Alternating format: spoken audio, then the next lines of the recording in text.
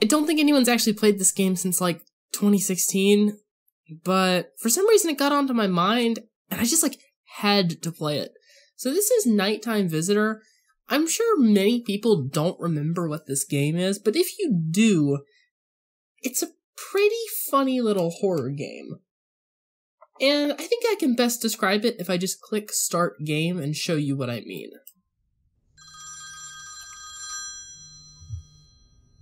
Hey man, this is Alex. Heard you're working late tonight. I was just calling to say that I'm, coming to get ya! Right. And that is just how the game starts. So, we have Alex, who is a mysterious person who we don't know, who's coming to get us. And we're in this office building after hours, presumably all by ourselves. Really, the secret to this game is just moving. If you ever stop, you'll basically guarantee yourself to lose. Particularly in this first area, I remember that it's sort of dead ends after dead ends. So, you really just need to get through this first area as quickly as possible. And there's no sprinting. You're just walking like this. You can knock on the doors, but it doesn't do anything because you can't enter any of the rooms. You can just maybe hear like brief voice clips from people inside. Once you get to this part, if I remember correctly, you're pretty safe if you know what to do. You also walk faster with your phone away.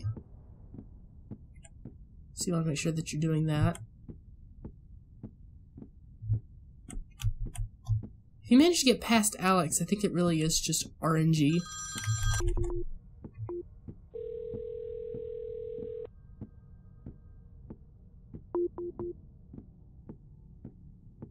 It is possible to get behind him, because I think John Wolfe managed to do that.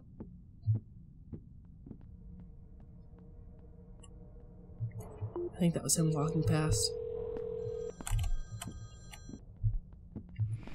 Oh!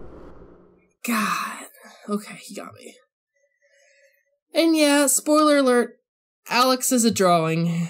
That's all he is. He's a little PNG. And he's still, honestly, kind of scary. And now we're in this weird void place. I kind of honestly wish the game did a bit more with this. I think this aesthetic is, really actually quite cool and very creepy. I'd definitely make a game with this aesthetic. I think I remember this game pretty well. Maybe. I think this takes us back in, right?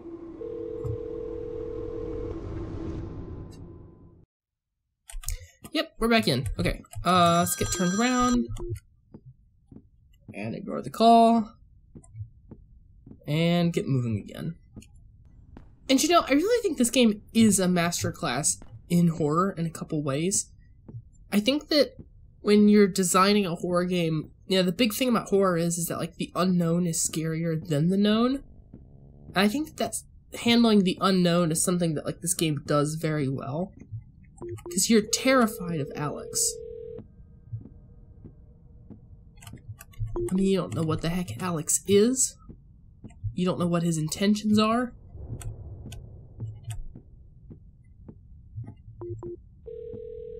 And, like, that's scary. I think he might be this way, though.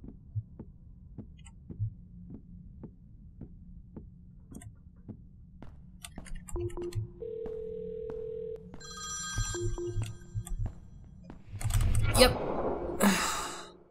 I'm not sure exactly where he starts on the map, but I presume that he starts somewhere over there. I don't think the developer would be cheap enough to add in, like, a guide for Alex. But he definitely, like, is able to, track where your phone rings.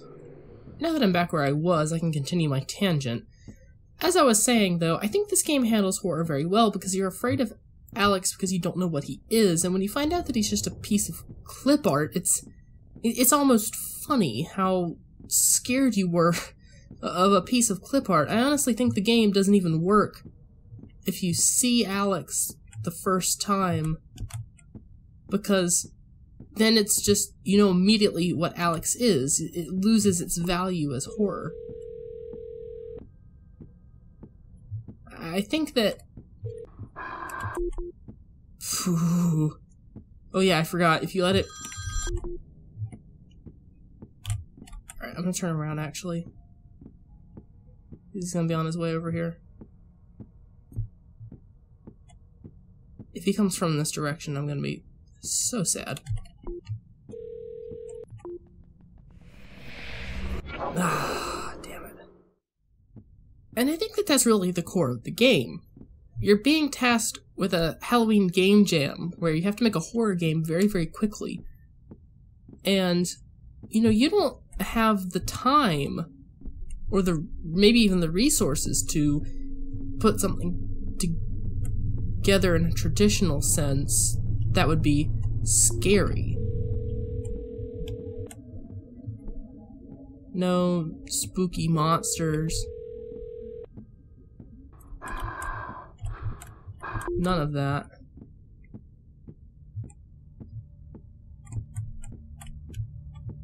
I think that's what this game does oh so right. Is its minimalism. It's simple. It's basic. You're in an office building. Somebody wants to kill you. It elicits an inherent fight or flight response. And all you have to guide you is the exit signs. You don't know where the exit is. I think if you get... I was about to say, I think if you get past him, you're pretty safe, but clearly I wasn't, because I came up behind him, I think. Each time you learn, though, you learn a better route each time. You learn how to be more efficient. And I think that the tactic here is that you just have to press on. You know, be quick to turn off the phone, and you'll be able to get past him. It's 11:20 at night, apparently. And I suppose to this effect, that's sort of, why this also is, in my opinion, a good stealth game. If you get seen by Alex, you're screwed. That's it. That's the end of your run. And so I think that, it's the perfect example of a game that's based on the principle of trying to get past somebody and being unseen while not hiding in a corner. I mean, you know the phrase, you can run, but you can't hide. You really can't hide. But it's like, that's okay, because you can just keep moving forwards. It's also very far away. And, I feel like at some point, you just don't even encounter him anymore. He's just gone. Just gonna start beelining. This is where I died last time. Yep, I'm gonna die here again. I think the main question is does he always take a set path up to a certain point? Because if so, there might be certain ways that are impossible to get past him. But then other ways that are more than possible. I'm tempted to, favor brute forcing here. I feel like I'm going in circles, though. I feel like I've already gone this direction. This is the bathroom hallway I keep getting killed at. But I'm coming from the opposite direction now. I feel like, honestly, I die more from running into him than him running into me. Dead again. Really, the secret to this game is just moving. If you ever stop, you'll basically guarantee yourself to lose.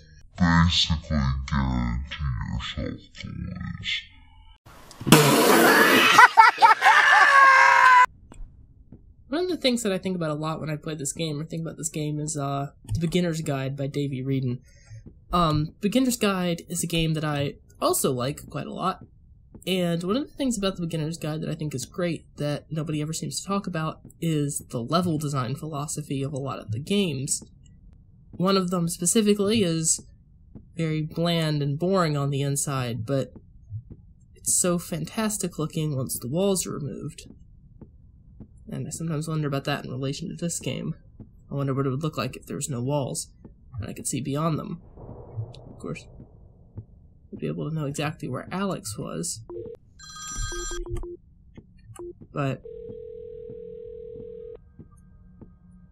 it's not too far away.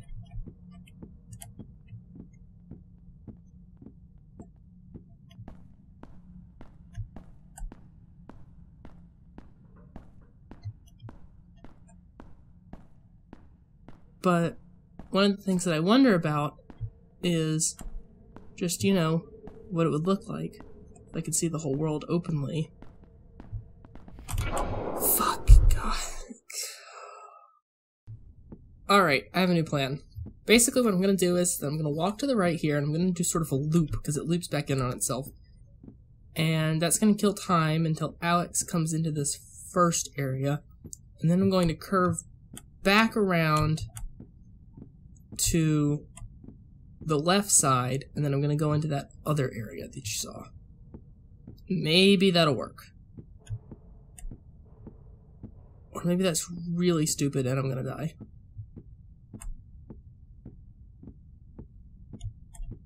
Could honestly be either. Alright, here we go. I've done my curve around, he called. Coming around the left side now. I can hear his phone, but I don't know if he's on the left side or right. It may turn out that I've completely effed myself. And it's a...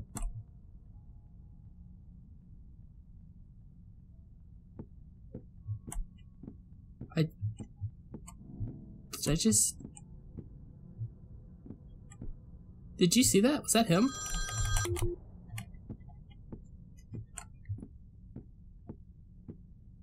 You guys saw that, right?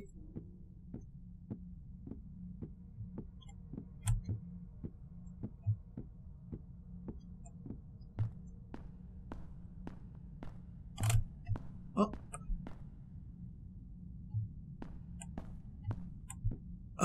Is he stuck? Hello? What the?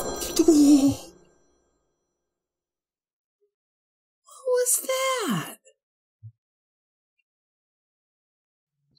I don't... What? Oh my god. I'm not beating this tonight, but I am beating this. And I will record myself beating this. I swear. I swear. I'll best you, Alex. Maybe not tonight, but I will. And on that note, have a good night.